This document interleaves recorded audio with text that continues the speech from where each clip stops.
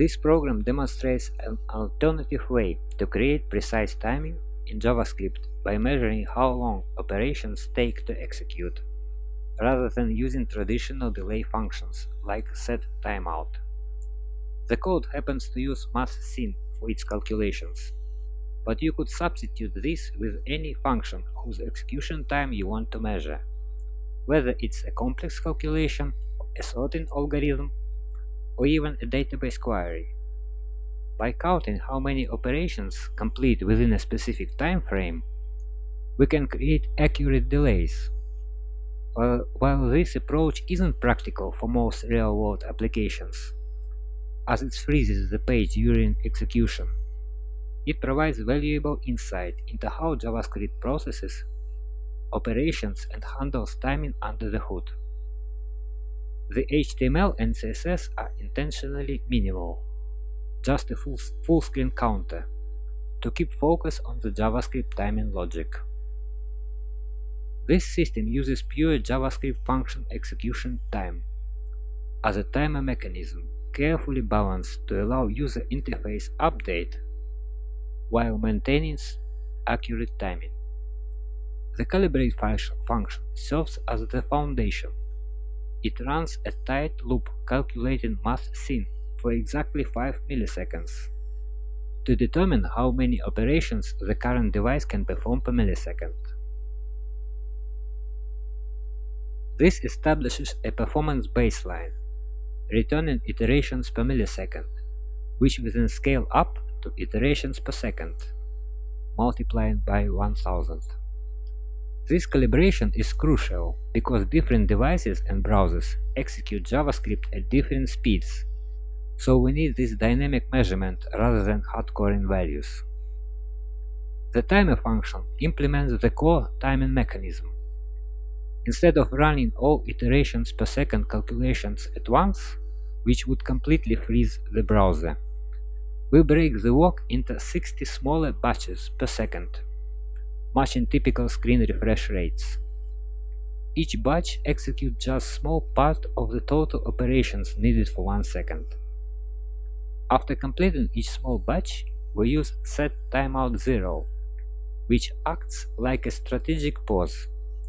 It doesn't actually wait 0 milliseconds, but rather yields control back to the browser's event loop, saying, "Run this again as soon as you've handled any pending work." This is the critical piece that allows user interface updates. Between these batches, while JavaScript is temporarily not running, the browser can perform its rendering work, update the DOM to show the counter changes. We track iterations done to know when we've accumulated a full second's worth of work, at which point we update the counter display. The reason small chunks works where one big loop fails come down to the browser's event loop architecture. Rendering gets prioritized between JavaScript tasks, but only if those tasks are short enough. By keeping our batches small, we create natural breaks, where the browser can squeeze in rendering operations. Without this chunking, the JavaScript engine would hold onto control for the full second of calculations, preventing any user interface updates until everything finishes.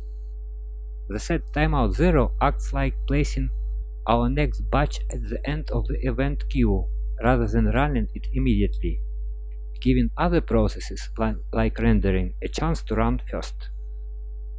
This careful dance between computation and yielding control creates the illusion of smooth counting, while maintaining accurate timing based on an actual function execution time, rather than system clocks.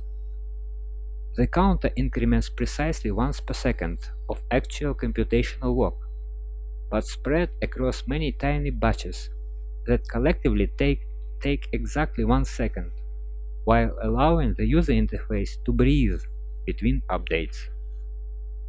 This approach represents a workaround to JavaScript's single-threaded nature, simulated parallel execution of intensive calculations and user interface updates.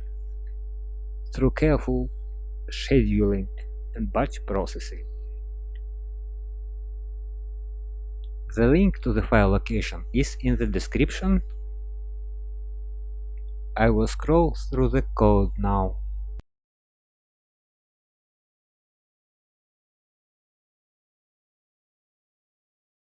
That's all for now.